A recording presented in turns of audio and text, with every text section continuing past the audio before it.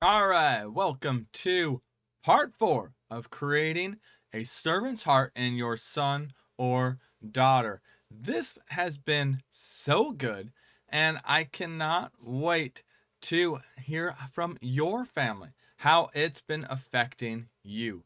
Share that with me. You can email us at info@rootbible. You can message it, put it in the comments of this video, or however you Facebook, Instagram, whatever. We are available. So anyway, I'd love to see that. This is part 4. So if you missed the first 3, you got to go back and watch that, especially the first one, because if you missed the first one, you missed the whole point in creating a servant's heart. And it's also the toughest. And if you can get that one down, then this one will be even easier. And I'm not saying, let me say it this way. What I'm talking about today is not hard. Your kids are actually, most of them, probably will like this. And this one is the one that impacts the world around you. What is it? Serving the world around you. That is what it is. Serving not just the Christians, not just the family members, but the world around you. There's a world that's desperate to see Christ in action. Though Jesus said they will know we're his disciples by our love. And what is real love? It's not just the ooey gooey feeling that we consider love. No, it's selflessly, consistently serving others in a way that would benefit them, even if it doesn't benefit us.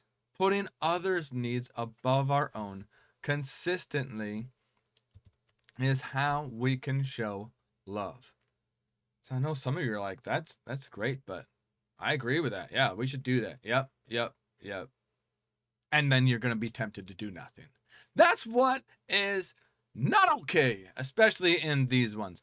These root trainings, these root sessions, you can't just agree and not put action to it. And so you're like, oh, now an action to another thing. I can't take on another thing. Let me tell you how easy it is to show love to the world around you. It could be as easy as if you go out to eat on a regular basis as a family, pick one night and one restaurant that you're consistently going to go to. Then don't just show up and eat, but develop relationships with the wait staff. Offer to pray for them every time you're in there. Get to know them and pour into them. Selflessly serve the servers. They'll notice. They'll start to wonder what's different, and it's going to open up opportunities for you to share about Jesus. This isn't a time to ignore your kids. Include them too. Have them ask your server if they can pray for them. Have them do some of the things to show love to the server. Show them how you figure out how to do a great tip. You got to include kids in these kind of trainings. Otherwise, they won't know what to do to represent Christ well when they're not around your family. So this is your opportunity. So at a restaurant, easy. What about having the kids bring back an elderly neighbor's trash cans from the curb on trash day in their recycling bin? That's something crazy easy and takes an extra maybe 12 seconds. Ask your kids to take that on. What are they going to do? They're probably going to whine about it. They're not going to want to do it right away because it pulls away from them. And then we get to talk to them about, hey, Jesus himself said, the world around us will know we're Christians by our love. And what does that look like? Selflessly, consistently serving others, loving them in a way that, or showing them, oh my word, I just slaughtered it. Let me try that again. Selflessly, consistently putting others' needs above our own. There we go. Now I got it out. That's what love looks like. And then, so they bring the trash cans back, maybe even a little bit grudgingly.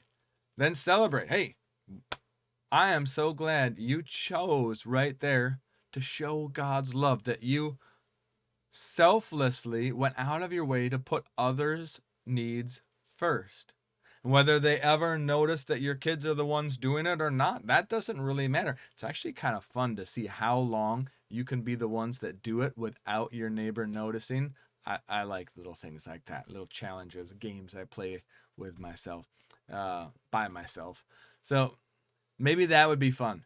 Doing, just something simple, taking a trash out, or takes a little longer, but if there's an elderly person in your neighborhood, have the kids mow their lawn, and while they're not home, or even while they are, and ask first, because I know some neighbors are extremely particular about their lawn, and so they may not see it as a blessing if your son or daughter go over there and mow their lawn.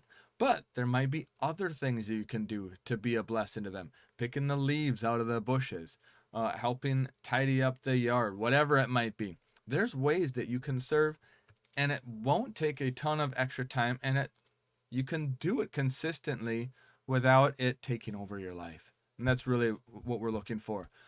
We even served at a horse stable for a while. We would show up every Wednesday, and we would help however she needed. It was a lady who was barely a Christian, let's say it that way. She knew of Christ, but I don't think her relationship with Christ was very strong.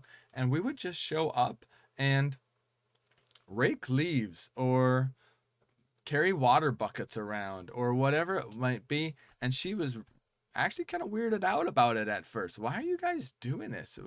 What's in it for you? And like, there's really not much in it for us. We're teaching our kids how to have a great work ethic and also to serve others. And that's reward in itself right there.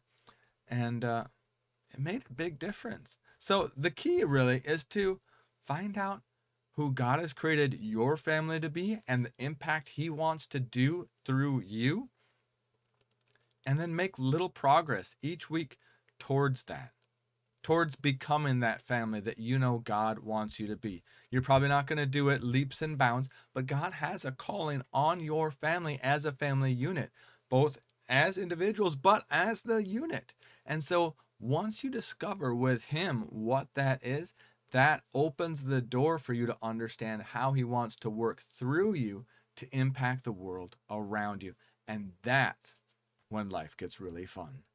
You get to see God work through you in some amazing ways because you're stepping into what he created you to do and to be from the beginning.